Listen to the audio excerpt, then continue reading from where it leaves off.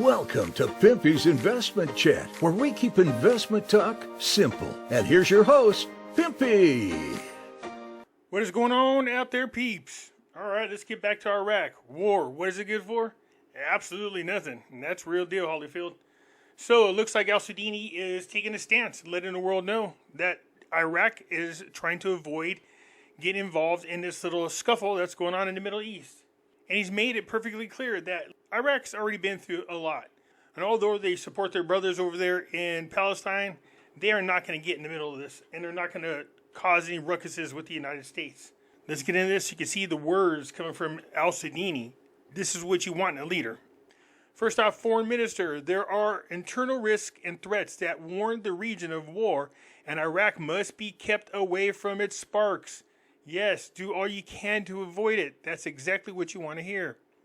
Iraq's Foreign Minister Hussein warned on Saturday of a war in the region against the background of the ongoing military conflict between Israel and Hamas in the Gaza Strip, stressing the need to keep the country away from the spark of that war.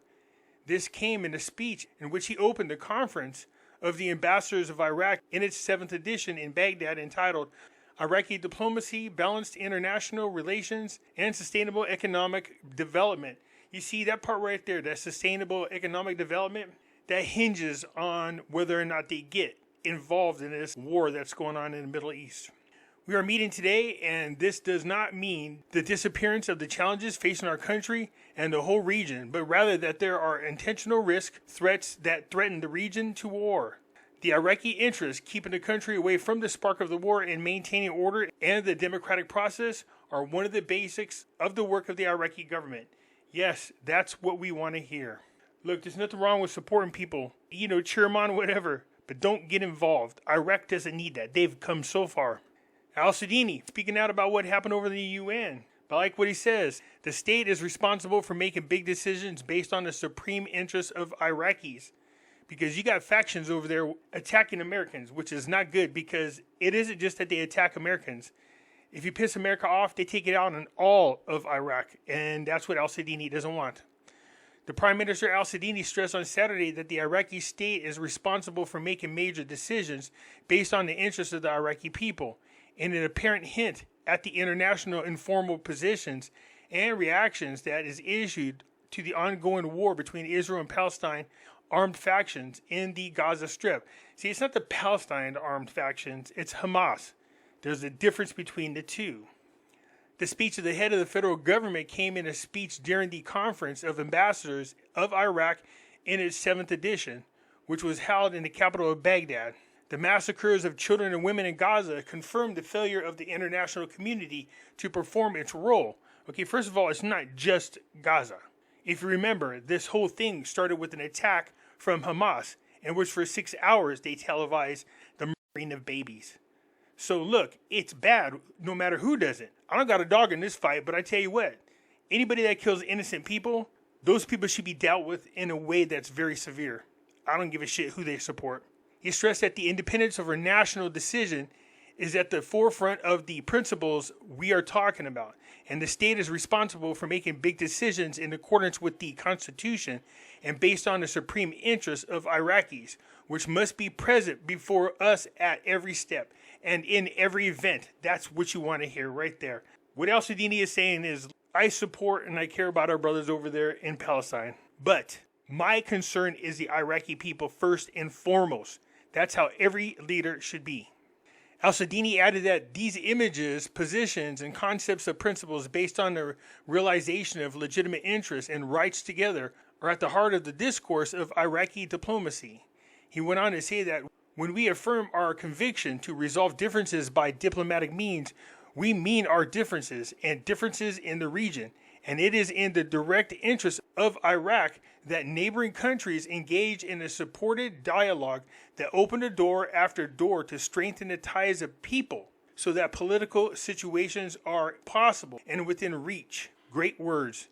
The Prime Minister also pointed out that any border or procedural dispute with brothers and friends will find Iraqis the amplitude and spaciousness of the chest to discuss and exchange views and the intention and strong will to resolve. In other words, if you're going to have a dispute with us, we're willing to talk about it. but we're not going to tolerate no crap. Good. Al-Sudani added in by saying, from this point of view, we are proceeding to find solutions that suit the history of relations and the strong ties between the Iraqi people and the people of the historic neighborhood. Solutions that confirm mutual respect for sovereignty and preserve Iraqi's unity and territorial integrity and are consistent at the same time with international law and UN resolutions.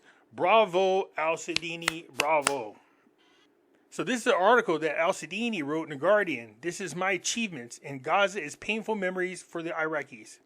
So the Prime Minister Al-Sudani, on the occasion of his assumption of the presidency of the government, wrote an article in a British newspaper, The Guardian, considering that the events in Gaza bring back painful memories to Iraqis, reviewing at the same time the achievements of his government, considering that Iraq is on a positive path, which some believed years ago to be impossible. Exactly. In his article published today on his opinion page of the British Guardian and translated to the agency news, Al-Sudani said that few countries have endured the suffering and conflict that Iraq has witnessed over the past 50 years, and the tragic events in Gaza bring back painful memories of the Iraqi people, adding that red lines have been crossed as civilians suffer from unimaginable suffering, and as a result, there is an urgent need for necessary humanitarian assistance.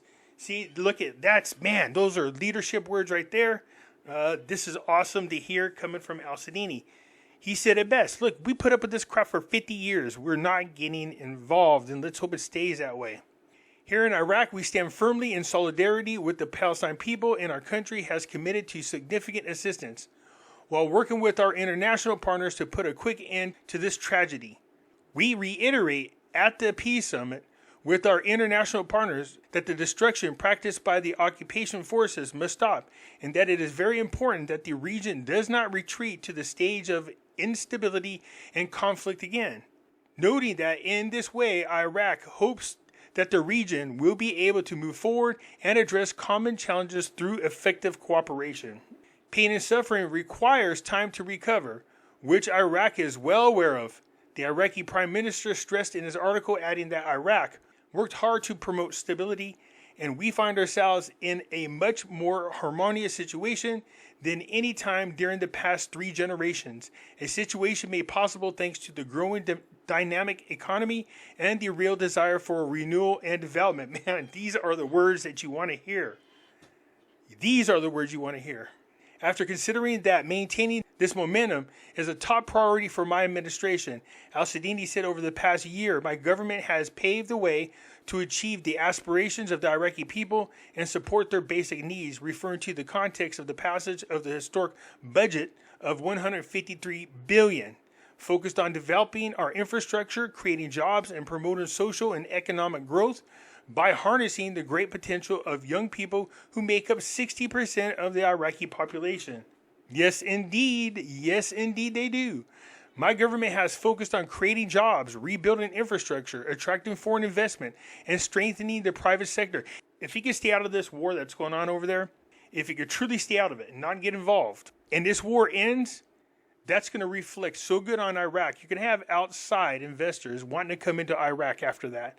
Al-Sudani expressed his belief that there are vital foundations for ensuring sustainable prosperity for future generations, adding that this also involves addressing important issues that have been neglected for a long time, especially in education and healthcare. Al-Sudani pointed out that since taking office, my government has taken important steps in order to restore Iraq's reputation on the world stage, and we have reaffirmed Iraq's crucial role in working to protect political and economic security in the region through cooperation with our international partners. Skip down just a little because Al-Sudani noted that corruption remains a major challenge and the greatest threat to Iraq's future development, and that, as part of our anti-corruption campaign, we ask Interpol to arrest and extradite former Iraqi officials who've embezzled more than $2.5 billion in tax money. While Al-Sudani pointed out that Iraq has already managed to recover a large part of the stolen money and bring those responsible to justice, he said that this requires continued cooperation with partners such as Britain, noted that earlier this year he met with British Security Minister to discuss joint efforts to address serious and organized crime including drug trafficking and terrorism. Iraq is on a positive path, a path that others thought a few years ago was not possible. But there is still a lot to be done, and we are committed to ensuring that this continues for all Iraqis. Bravo, Al-Sudani, bravo. That's exactly what you want to hear. So great words by Al-Sudani in both articles. This is what you're hoping to hear from him. Let's just hope that they're not just words and his actions also follow his words. You guys let me know what you think. This is a great move by Al-Sudani. Very bold considering Saudi Arabia and a lot of other people in the Arab community want him to be a lot more aggressive and vocal about the United States and Israel. He's not taking a side. Anyways, that's it for now. Let me know what you think. I'll catch you later. I am out.